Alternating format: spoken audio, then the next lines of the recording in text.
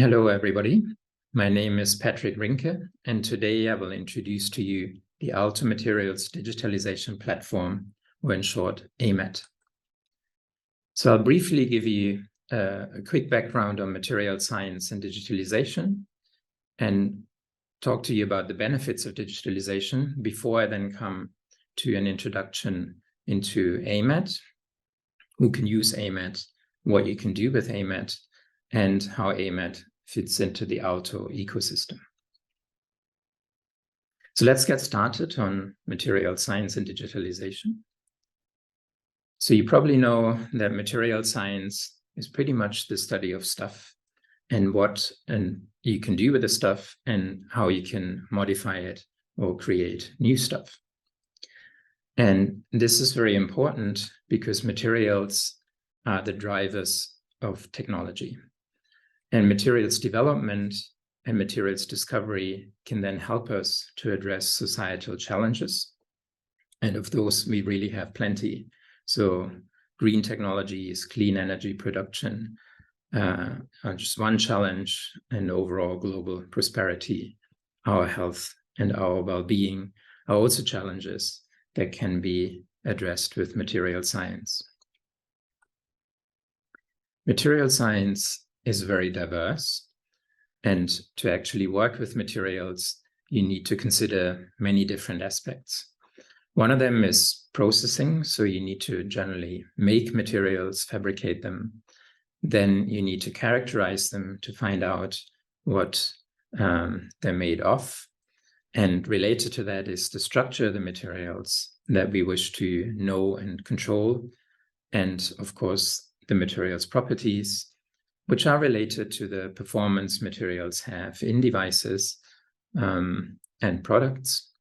And very important criteria that we have these days have to do with sustainability of materials. In fact, the whole value chain from making to recycling materials, and then critical elements in these materials that have to do with their provenance and how easily they are available. And all this really involves many different disciplines, starting from chemistry to physics to engineering when we come to the device scale. And of course, computer science for data processing, data analysis, visualization, and machine learning. And all this combined then makes up the material science ecosystem. So at Aalto, material science is very prominent. We have a community of about 125 professors, give or take, that have a clear connection to materials and material science. And combined in their research group, we estimated that we have between 500 to maybe even 1,500 researchers and support staff that work with and around materials every day. And in addition, material science and the related disciplines are taught in many degree programs at Aalto. So we have many students that also work on materials and learn about materials every day. And there are dozens of project courses that make materials and devices at Aalto. And these numbers are similar at other Finnish universities and at the Technology Center VTT. So why has material science been so slow to digitize? Well, first of all, as you saw, material science is very heterogeneous. There are many aspects, many different scales that would all have to be digitized and would digitize differently. In addition, because characterization is very diverse, there are many different instrument formats. And in fact, some or even a lot of data is not digitized at all. It's analog, and it's basically kept in paper notebooks and in lab notebooks. And such data often doesn't have any metadata either, or rather the metadata is documented on paper. So what would then be the benefits for digitizing material science and this data? So generally, if you have digital data, it is much easier to analyze it. You don't have to draw a graph on a piece of paper. You can use computer software for it. And it is easier to visualize your data. And us humans are very visual beings. And especially complex data benefits from visualization and from analysis. And digital data is much easier to share with collaborators. Imagine you don't have to send a paper notebook to your collaborator. And also, you can avoid this recent practice of sending Excel files in which you typed up your data to your collaborators. And you would then avoid these endless version mismatches that we have encountered.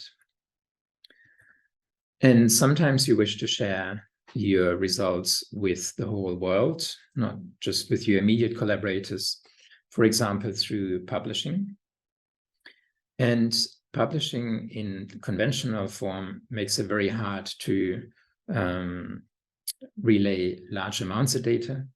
And that's why usually data is presented in graphs in these papers. But if you think about data science and communicating large data sets, then graphs are maybe not the best way, and finding another digitized way would be advantageous.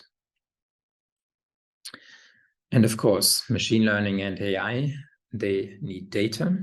And of course, data needs to be in a machine-readable format for an AI to take it as input. Therefore, data would have to be digitized to be used in machine learning. And a very important point in academia and in science in general, I would say, is knowledge retention. So if your research group works on a project and a research group member leaves the group, or a team member in any teamwork leaves the team, then what typically happens is that the data that the person generated leaves with the person, or the knowledge about the data leaves with the person. And if you have data properly managed and in digitized form, it is much easier to retain this knowledge in the team. And the last point I like to make is data management and archiving, which also becomes easier if you have digital formats. Digitized storage is much more compact than paper, for example, and it should be much easier to organize the data in a coherent fashion. Here, I'm showing you sort of the established workflow in material science that generally involves the elements I showed before. You make materials, you characterize them, you analyze them, and you put them in devices and in products, and you usually iterate this cycle. And what we're advocating now is that you can add digitalization and machine learning to this to augment the research with modern machine learning tools. However, this should be done in a way that augments the research, that enhances the research, and it shouldn't disrupt the workflow and ultimately slow down the work. We want to accelerate materials development and discovery. And for this reason, we have built the Aalto Materials Digitalization platform. So what is behind AMAD? So AMAD really is your portal at Aalto to collect, store, share, visualize, analyze data, and to collaborate on this data. So at the top here, you see the landing page URL, and in the background, the actual landing page for AMAD. So the concept of AMAD is that a user interacts with AMAD notebooks, and these notebooks combine the elements that you typically need to document your work and to analyze your data. So you have text, you have the actual data, and the associated metadata all in one place, all in one notebook. You access AMAD through a web server, and that provides the notebooks to you. And that web server talks to a database that then stores all the data that you upload and all the notebooks that you work on. AMAD is based on the lab core concept of the company NanoLayers that has built the AMAD installation at Aalto. Access to AMAD basically follows to this URL amad@aalto.fi, which you will be taken to from the landing page. As I said, AMAD access is fully browser-based, and you have an Aalto login, so it's very easy. You can also create a username if you want. AMAD is accessibility compliant under this WCAG 2.1 AAA level. What you can do with AMAD is to manage the users and your projects. So maybe as a project leader, you can give your team members access to AMAD, and you can then organize them into different teams and control the access rights for your users to the different notebooks. You can then further manage your projects. You can create individual projects and then assign different notebooks to these projects and manage which users have access to those notebooks.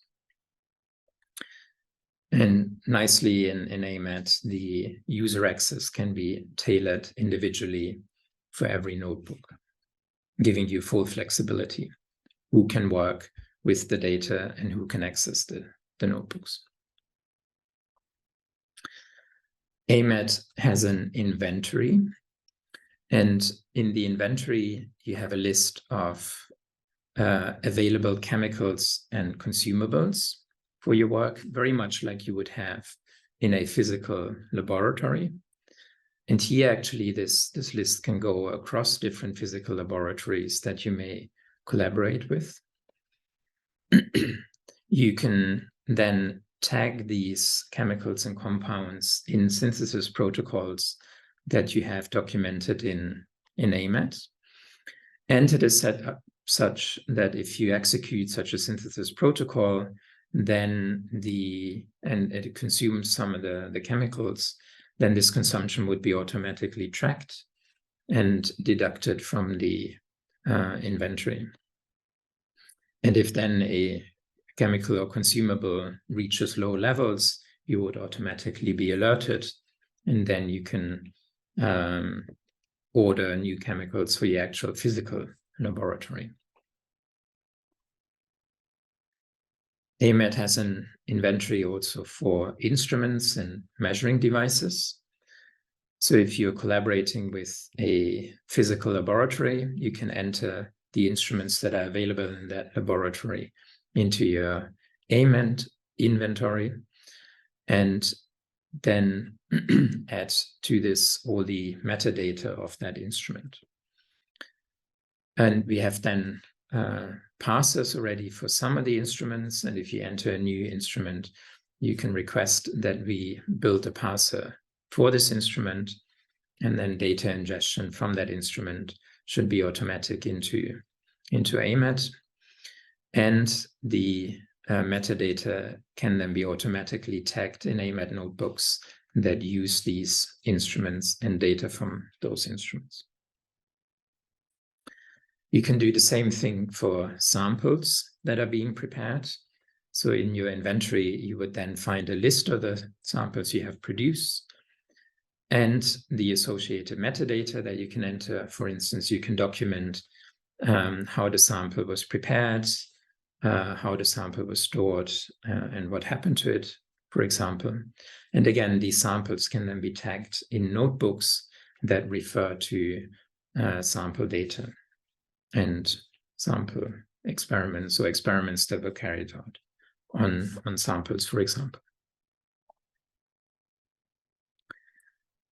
So let me say a few words about the AMAD notebooks. So you'll see AMAD in a demonstration by Filippo after my talk. And then you will see that we have developed paper-like digital notebooks, and they follow this WYSIWYG editor style, so that it feels a little bit like you're typing in a Word file.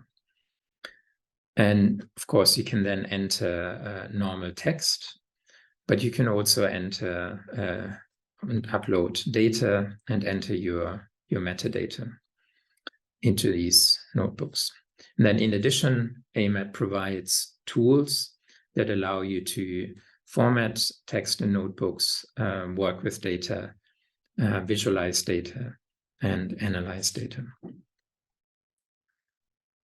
Furthermore, you can then set notebooks to be completely open to the whole world, so be open access. And this would be very useful for publishing. You can then lock such a notebook that it cannot be edited any further. And this would then document basically your research, which you can share with the world, maybe in a better way than is possible with a publication, or a publication could refer to such a notebook as an example.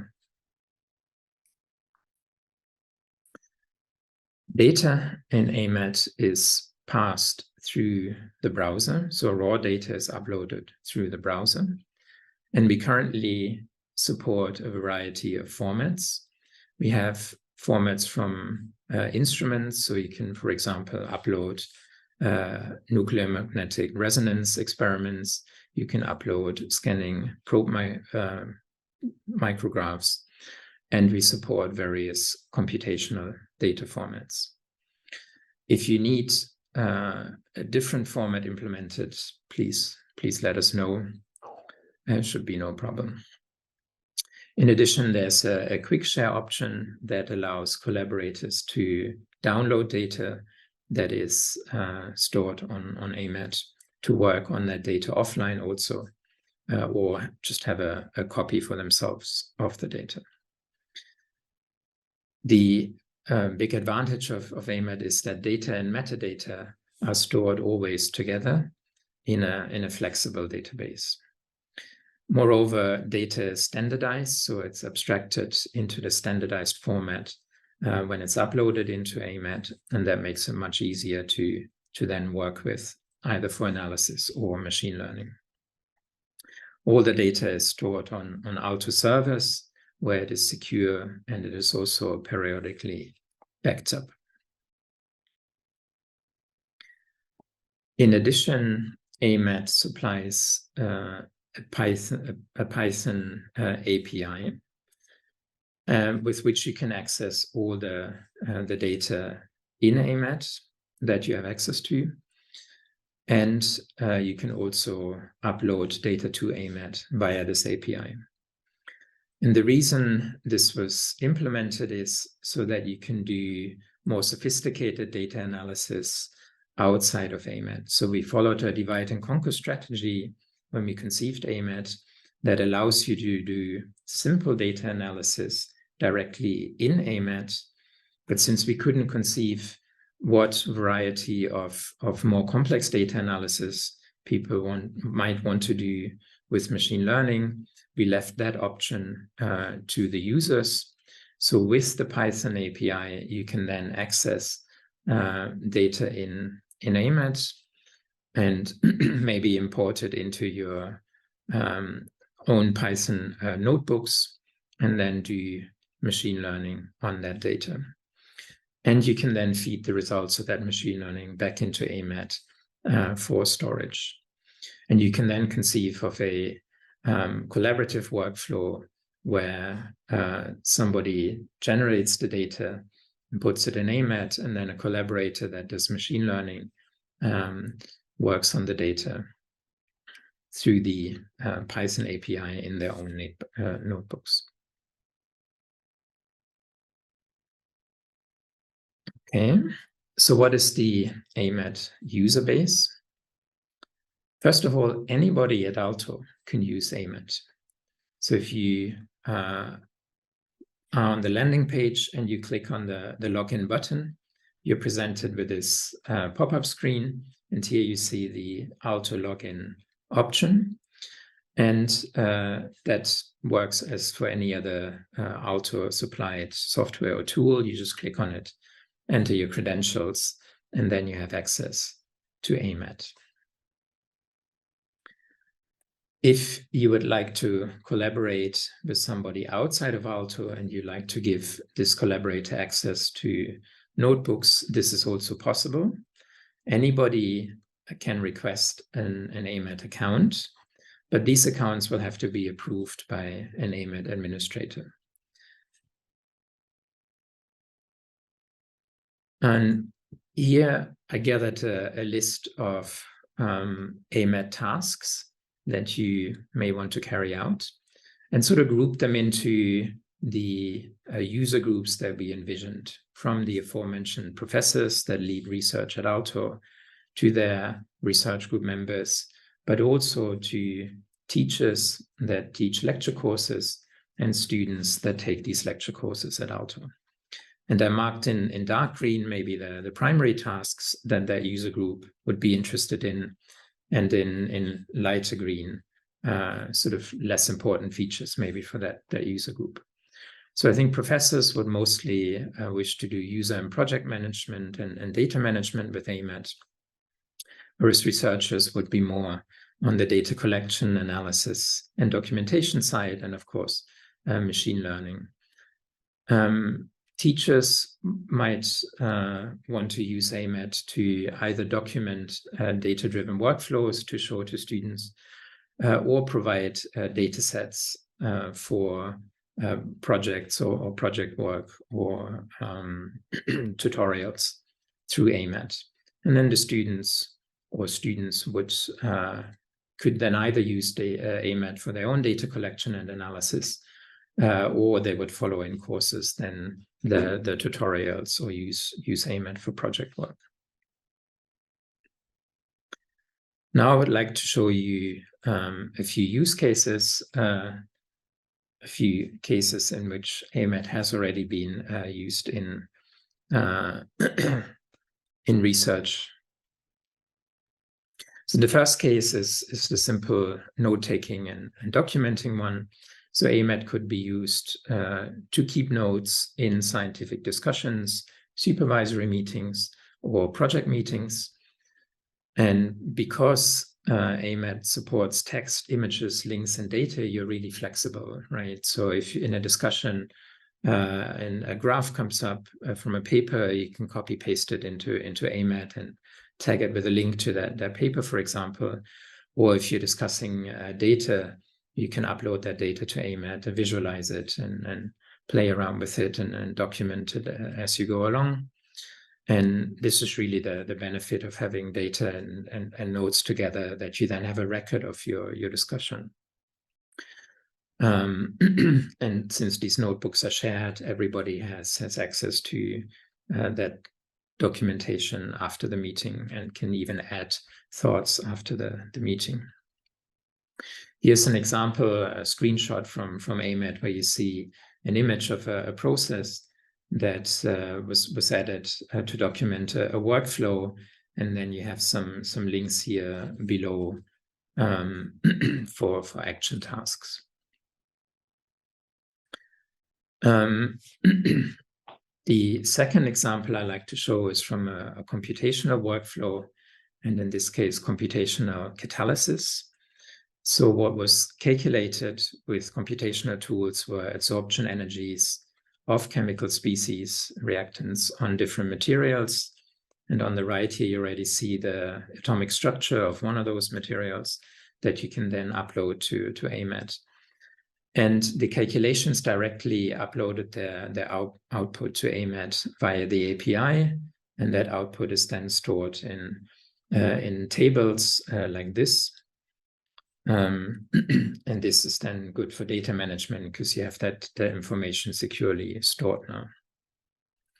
And you can then immediately plot the data in those tables, and you see then these histograms of 4 different columns that in this case show you the absorption energy distributions for these different species on one material. And what is further available are simple machine learning techniques like clustering that you see here. So aggregated data from different materials is clustered here, and you can immediately identify a structure in this data set by the appearance of these different clusters. Now I'd like to show you a slightly more complex example, and this has to do with AI-guided materials optimization. This is still a computational project. And the objective was to find a high entropy alloy that includes 5 different components: iron, chromium, manganese, cobalt, and nickel. And on the right here, you see an example of such an elemental mixture. And the objective was to find a metal with an alloy that has a very high yield stress. So the stress behavior can be computed given an alloy composition. And then the workflow that was built up by the research group was such that they performed a few stress strain calculations for some initial alloys, and then uploaded this data directly to AMAD with the API. And this is then stored in an active table that can be continuously extended. And then they have an optimization code that has the target to find the highest yield stress. And this code, Bayesian optimization code, queries AMAD periodically every 10 minutes. And when it finds an update to the table, it then downloads the data, fits a model, and suggests a new alloy configuration using Bayesian optimization. And this information is then fed back into AMAD through the API. It's added to the active table, but now only as the materials configuration without the properties. And then there's the computer program that does the stress calculations, again queries AMAD every 10 minutes. And when it sees that a new configuration has been uploaded, it automatically spawns a new calculation that computes the properties and then uploads the data back to AMAD. And then this process is iterated automatically, which is nice because you can now take the tedious task of users monitoring all these steps out, and therefore greatly accelerate the process. So this workflow was very successful. Only 72 iterations were needed to find an alloy that had a significantly increased yield stress by 74%. And AMAD facilitated the data transfer in this workflow and really then enabled this automation, right, that takes the tedious tasks away from the user. Moreover, all the data is then collected in one place in AMAD, which is then very beneficial for the management of this data. My last example is similar, although a bit more diverse. The objective is again optimization, and we would like to optimize the extraction conditions for lignin, this biopolymer here, from wood, in this case birchwood. And the secondary objective is to digitize this data. This comes from a chemistry lab, and usually it's documented in paper notebooks. So the experiments that are performed are biorefinery processes for the extraction and then characterization of the materials properties. So here we have a collaboration that spans different departments at Aalto, and in fact, actually different universities in Finland. So the material synthesis is carried out in the Bio2 department at Aalto, together with some initial characterization. Then the samples are sent to Aalto Academy in Turku, where the different properties for the materials are measured. And in the physics department at Aalto, machine learning and optimization is carried out. So we have 3 different locations for research and data storage. So obviously we want this all to come together in one place, and this place is AMAD. So the workflow is then so that Bayesian optimization suggests some initial extraction conditions, puts them into AMAD active tables. The chemists in the lab basically look at the AMAD table, find that there's a new request for material synthesis, carry out the synthesis, characterize the materials, measure their properties, feed that data back into AMAD, where it's stored also in an active table. And then it's downloaded in the physics department into the Bayesian optimization workflow, where a new model is fitted and new extraction conditions are suggested. And then this process is again iterated until optimal materials have been found. So with this AMAD-driven workflow, it was possible to optimize the yield of this biopolymer with only 21 samples, and to optimize its carbon fiber content, which would be, or carbon content, which would be optimal for carbon fiber applications with just 65 samples. This is very data efficient, and AMAD facilitated the data transfer here between different laboratories, and in the process digitized this data that would normally not be easily digitizable. And all the data is now in one place where everybody can access it and where we can preserve it for long-time data storage. Okay, a couple of words about AMAD in the Aalto ecosystem before I conclude. So AMAD is hosted by Aalto IT, and it's also maintained and co-developed. The data agents at Aalto advocate AMAD for data solutions and offer also AMAD training. AMAD can be used then in research data management at Aalto. Aalto Data Hub will in the future be a venue for hosting AMAD datasets and then making them accessible to the global research community. And in the Finnish Center for Artificial Intelligence, AMAD is foreseen as a data backbone for virtual laboratories that are being talked about now, and as an application area for more advanced AI methods that can be used on AMAD data.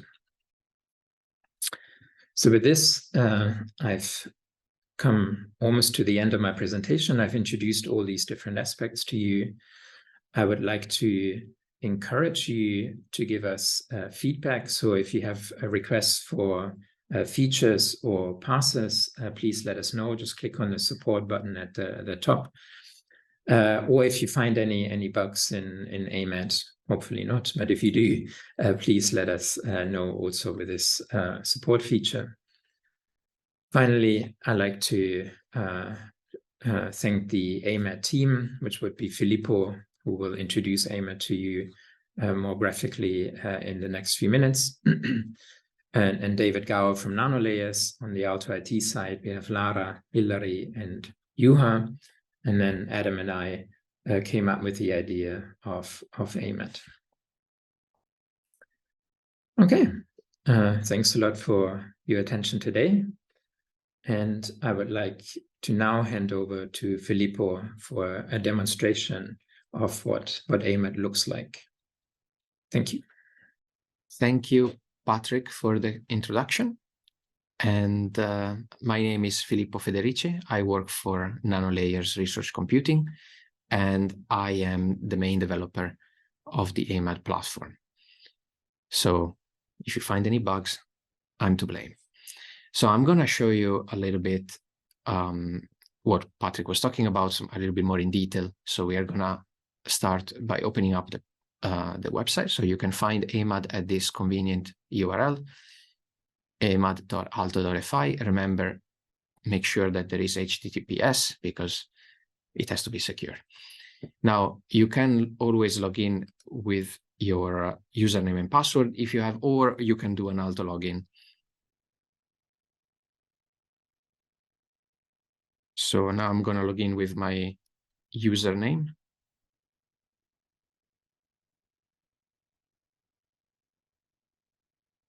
And now we are in.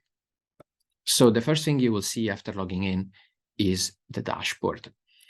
From here, you get access to all the functionalities of the website. Now, the first thing I'm going to show you is the account page. So in here, you will probably have to set up, if you want to, your full name, so other users will be able to recognize you when you are sharing your notebook with them. Every other information here, all the information here is optional, so it's really up to you if you want to put it. In case you want to change password, you just type the new password here twice, and then with this button, you will have to confirm with your current password. If you're logging in with Aalto account, you will not need to do this. It's only if you have a special guest account. Every time you do any changes here, remember to hit Save Changes. You can upload a profile picture if you want. This will make it even easier for other people to identify you. And if you also are a Python user, you might enjoy our Python API, which allows you to interact with the notebook and with the data in a programmatic way. And you can download the API, the SSL certificate from here to make the API work, and perhaps API tokens to ensure access from the API. Now,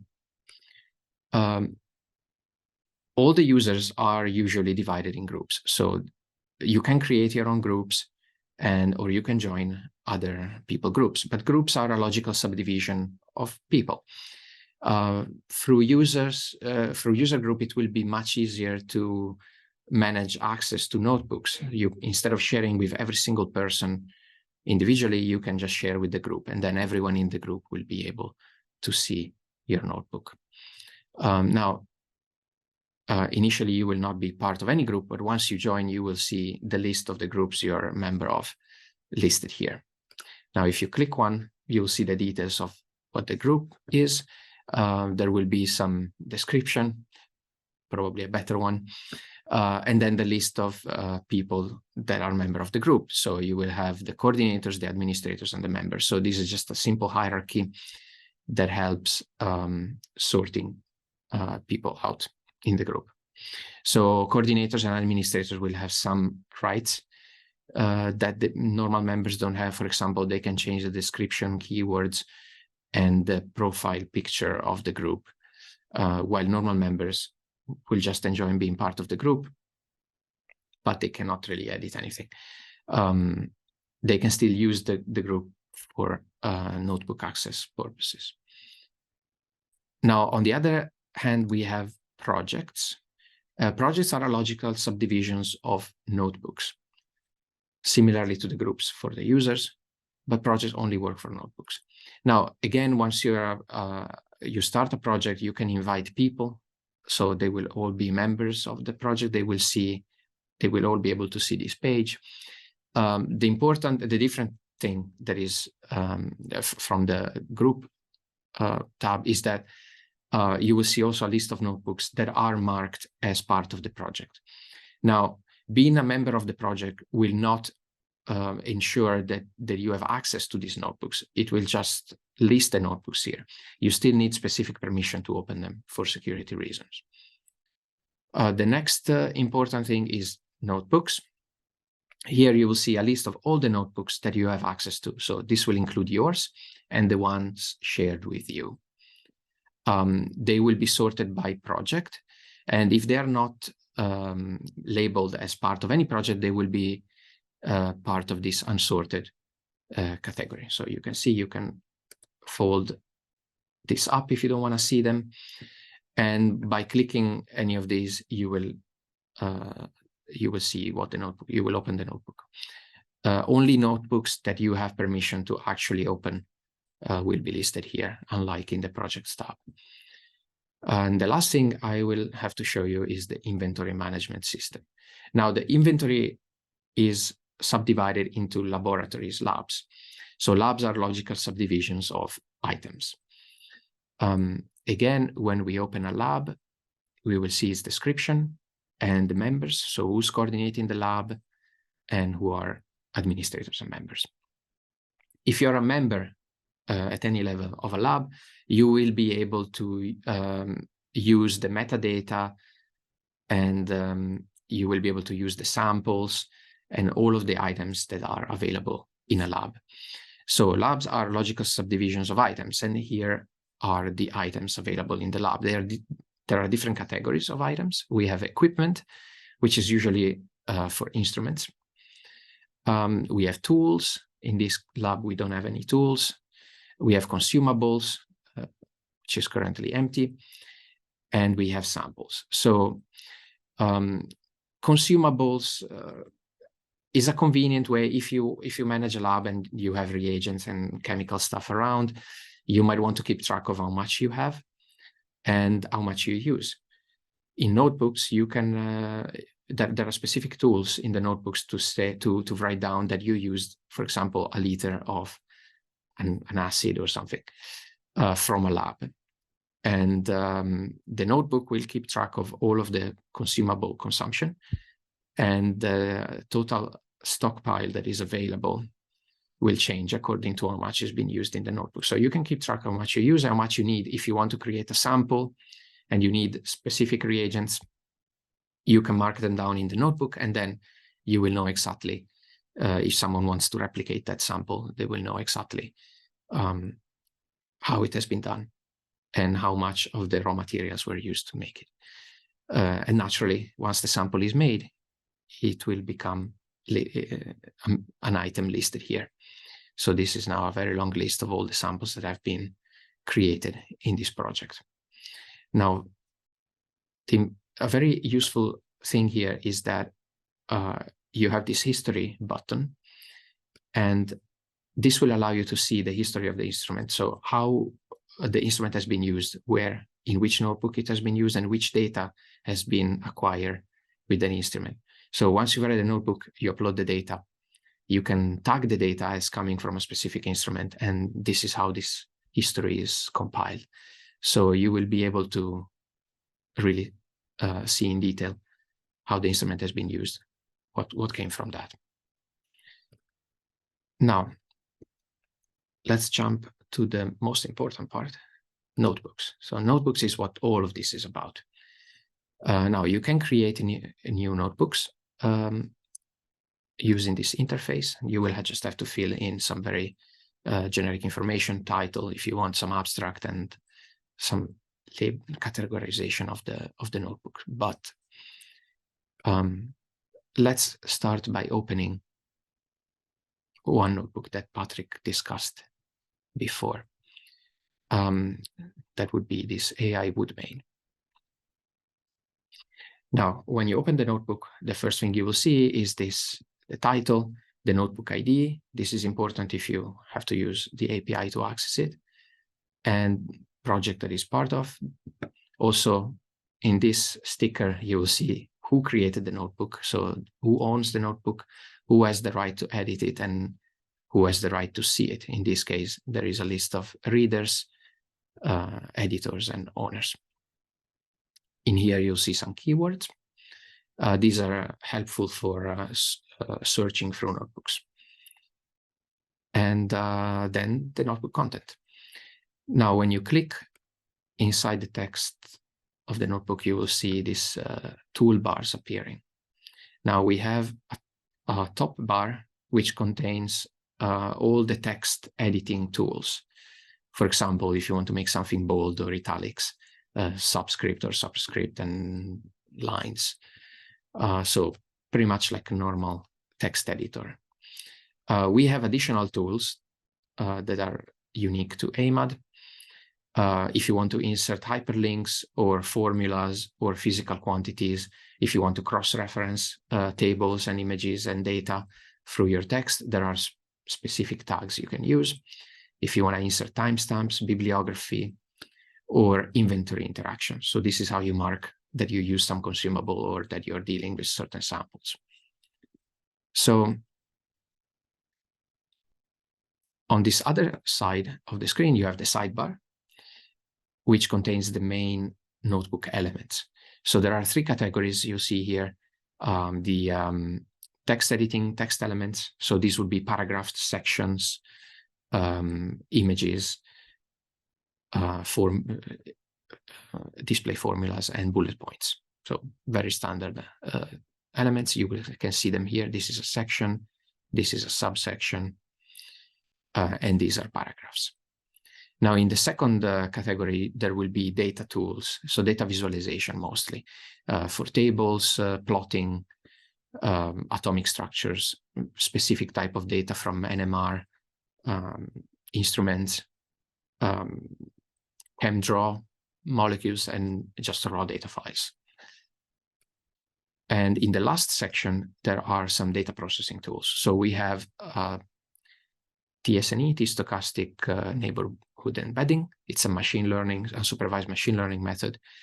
And we have some basic scanning probe microscopy functionalities, data support and processing and analysis, and then a very customizable Python scripting interface for which you can pretty much do whatever you want with the data in the notebook. You can just write your own Python program and execute it. Now, we can simply scroll through the notebook and have a feel for how it looks. So we'll see there are sections, there are images, you can see formulas written in here. All formulas are handled with LaTeX. So by clicking the formula, you will see the LaTeX code of it. And then when you click outside, the formula gets converted into display form. This is an example of a table. In this case, this is an active table. And every element has this little sidebar, little toolbar from which you can delete the element completely. You can download its content if it makes sense to do so. And this is the most important button, the configuration panel.